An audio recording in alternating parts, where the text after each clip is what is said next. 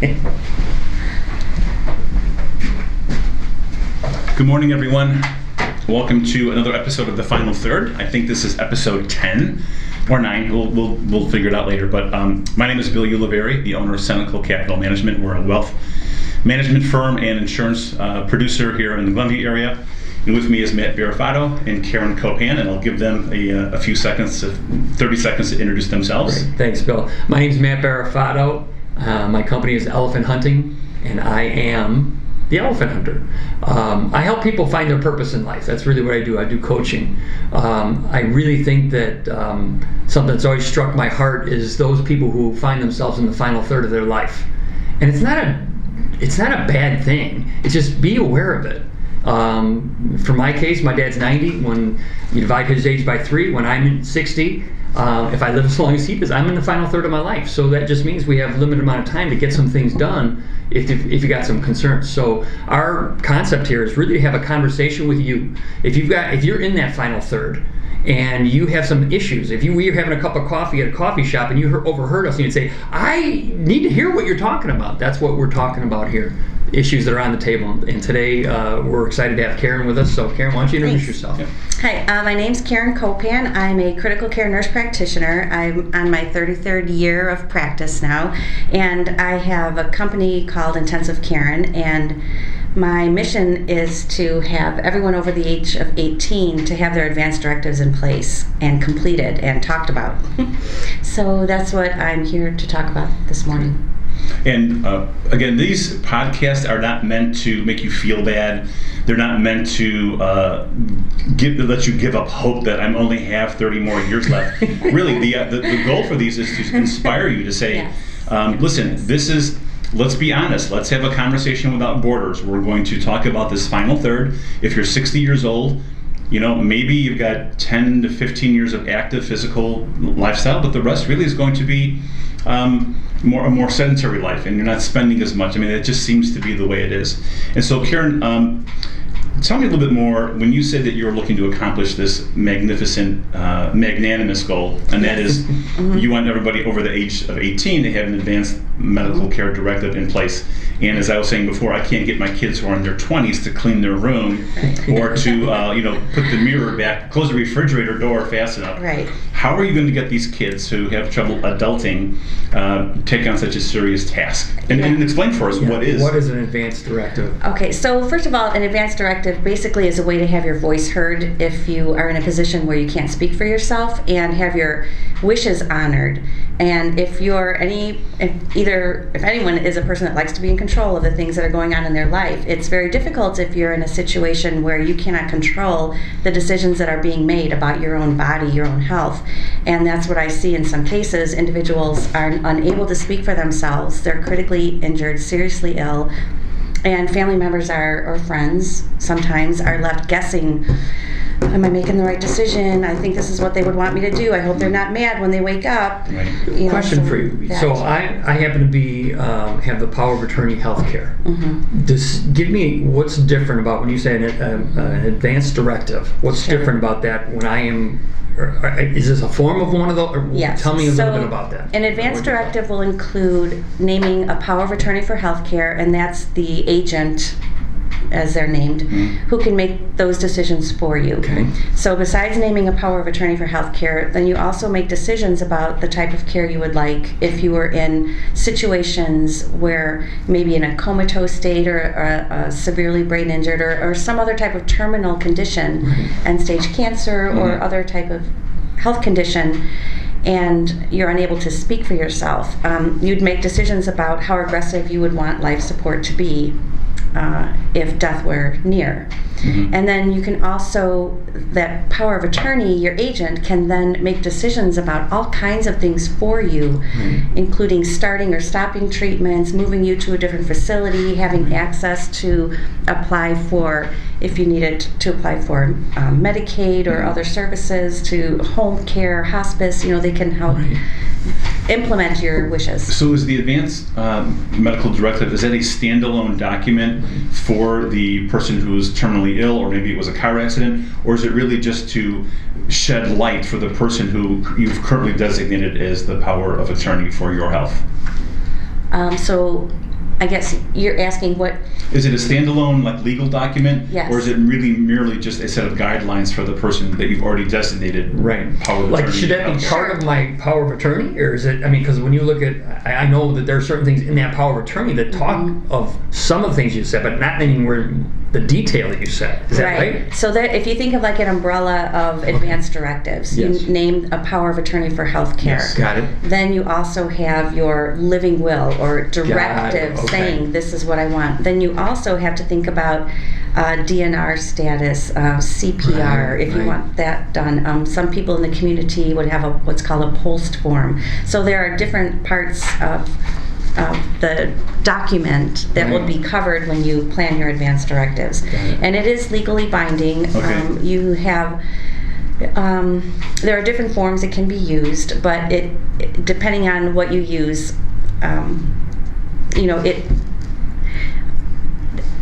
if you use a certain document, you don't have to have an attorney prepare it for you. Okay. You can download it Right. off the internet at the Department of Health for the state that you're living Right. in. Oh. There are different ways to get an advanced directive. You can go through your personal attorney. However you choose to get it, you'll be making those same decisions. Right. And by the way, you're not an attorney, is that correct? I am not an attorney. I am not an attorney. I'm not an Bill is attorney, I'm not an So accountant. we're not pretending to Right. be that. This is Right. not important. financial advice or investment advice or estate planning advice. This It's is really important. education. This is a conversation Right. that these are topics that if you haven't talked to an attorney about, maybe you ought to. Yeah. And that's the kind of thing, right? Is that what you're? It is. I also want to stress, though, these are decisions that you're making about medical care. Right. Okay. And so it helps to have the input from a person who Who's in that field. knows Mhm. what is life support, what are the options that you're talking about. Right. I don't think the Which is average why they person. need you, right? Yes. I don't think the average person would think of dialysis as life support or Right, a blood right. transfusion as life support. Right. But for some people in certain conditions, It is. living with end-stage renal disease and having to go to dialysis 3 times a week. So let me ask you. So That's life I support. do remember the wording in the one that we have, and like you just said, it gives sort of a very general definition of that. It doesn't specify Right. what are those things that would qualify. Exactly. Is that right? And that's what right. you're talking about. Mhm. Okay, so to have input by you as a medical professional, you can Right. say, you might want to make sure that these, and again, if I'm the person who's going to make that decision, I need to know, does that person want that? Right? That's what you're- Exactly. Okay. So it's not only important to check boxes, it's important to understand the different types of treatments that might be offered, as well as making sure the person who's speaking for you understands that, and your primary care physician understands that. One thing that I don't, I'm guessing that people don't really think about is when they're in a critical care area, your primary care doc isn't there with you. Right. You're coming into a facility where all of the physicians around you are not necessarily anyone that you've seen before. Right, interesting. And, your family's trying to guess what you would want. And we think, save life at all costs. Right. Save this person at all costs, unless we hear something different. And so that's our goal. And if conversations were had with your primary care physician and not with your family, Right. the primary care physician is not necessarily going to be there at the bedside. God, this is it's very important. This is so important. I really mean this to everybody, just us as well as anybody else. When my mom passed away 10 years ago, we never had this conversation with her. Yet she was choosing to have this surgery that she knew it was a risky surgery to have this heart surgery. Right. And what she really did not want is, if I don't make it, I don't want to be an invalid and having any of you Right. take care of me. Right. She never said that other than a couple close ears. But when it was all said and done, and she ended up passing away on the table, basically she never made it out of surgery. I mean, she came out of surgery, but there were some detailed things that happened. And it was interesting because until my brother told me that she said that to him that night before, I had no idea. And it would have been nice to know that. And I think even that you talk about the save life at all costs. I know that within my own family, we all are kind of in a different spectrum spiritually, right, or religion. And my concept of save life at all costs is very different than perhaps some of my other family members. And I kind of envision in myself that we're going to be fighting over, I don't want to be grotesque here, but like the decision to pull a plug. Like, am I going to be trying to push the plug back in while other people are taking it Right. out. And again, not to disparage any of my family members, it's just that we have a different concept of what it means to provide extraordinary care Right. in a situation like that. Yes. And that's what you're going to describe. What does that mean, what he's saying? Right, and I think what happens is, I mean, you know, when I just think about families in general, you know how personalities can be when you all come together in one place.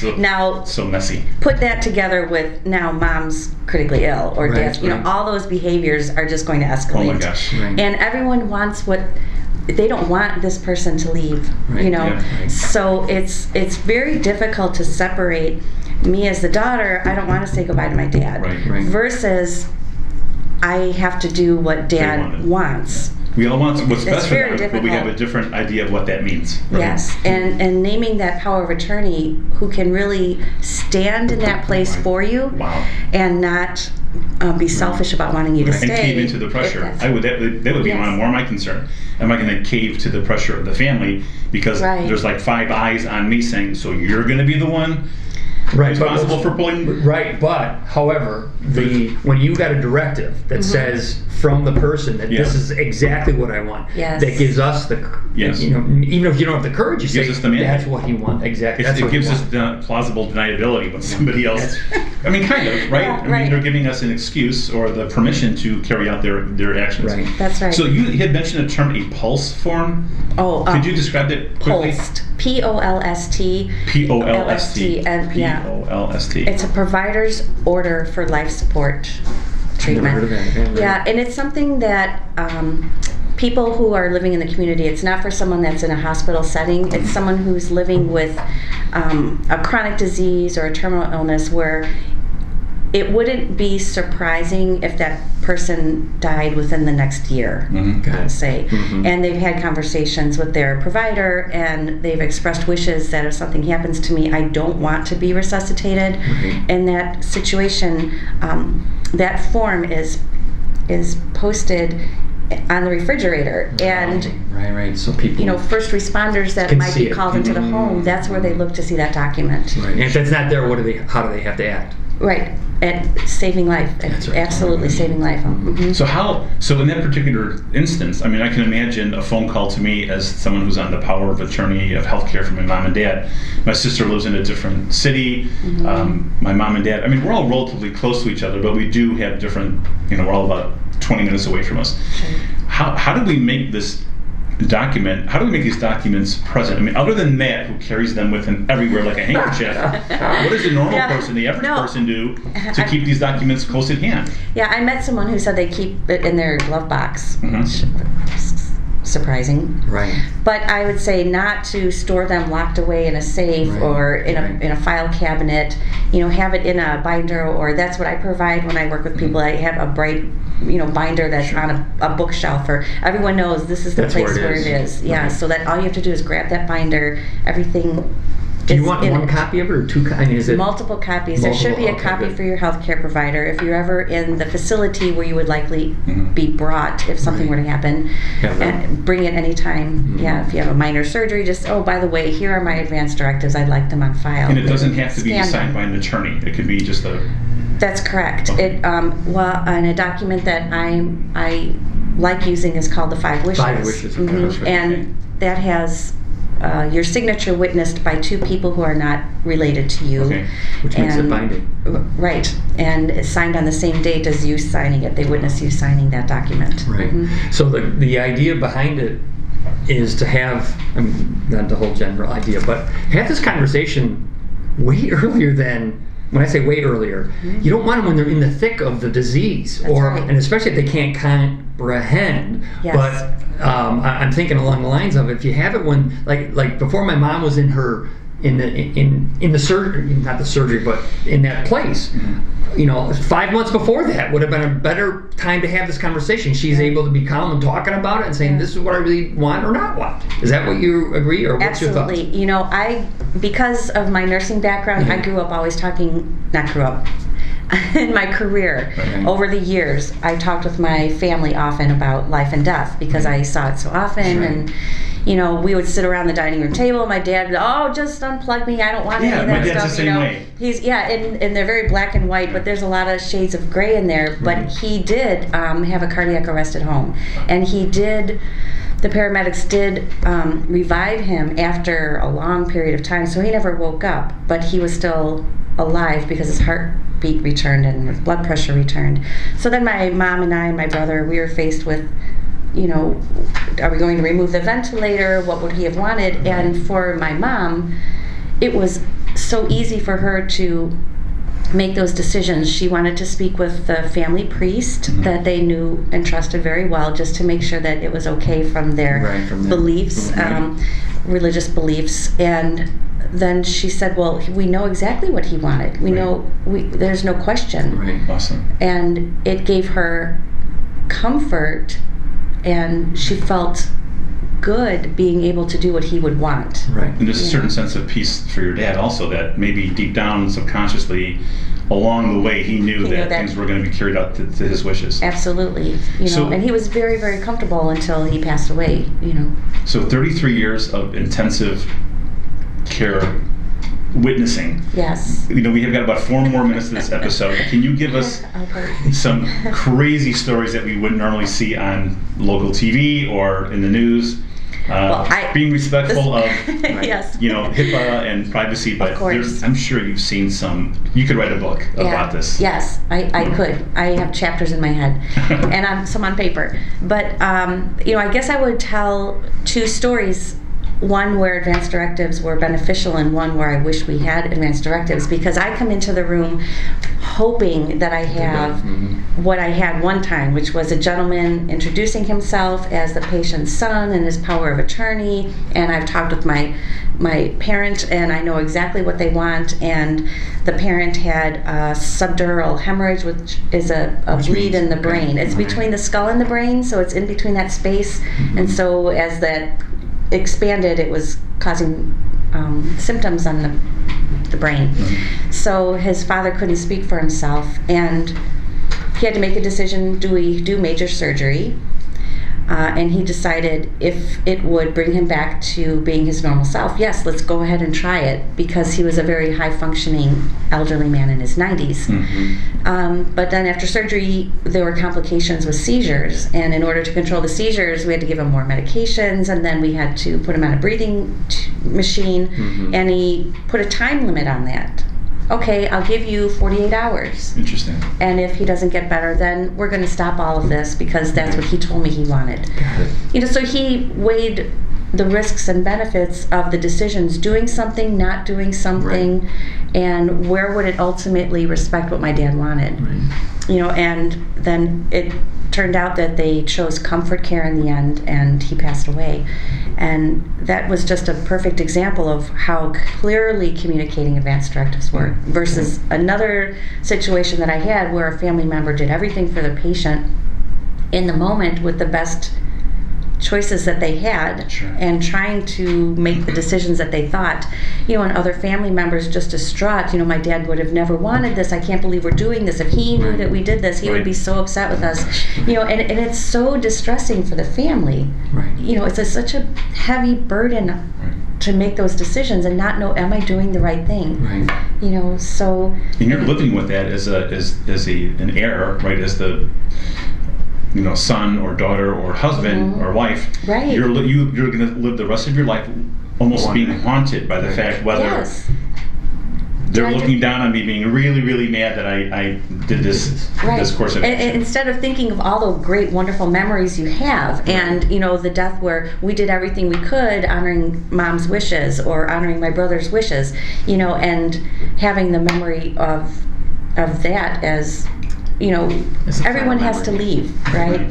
And if you have any way of controlling any of it, and want that. So we're up almost on 20 minutes, roughly, that went and fast. So we're going to come right back and cut another episode with Karen. But Karen, why don't you tell us and tell the viewers where they can get in touch with you, and what kind of services you might be able to offer them. Sure. www.intensivekaren.com, or my email is karen@intensivekaren.com, and you can contact me for information about advanced directives and setting up a consultation if you'd like to meet with me, and I can walk you through the process of completing your advanced directive, helping you have conversations with family members, explaining some of the medical choices that you would have to make, and I forgot what the other part No, is. that's I good. think that's, So that's how you, is it a fee-based thing that you do with everybody, or is that what? yes, I do. Depending on And what you need? yeah, and depending how many family members would Got like it. to have their advanced directives, Got it. yes, Got it. definitely. Okay. And and the other thing too, there are a lot of healthcare agencies and healthcare facilities that work with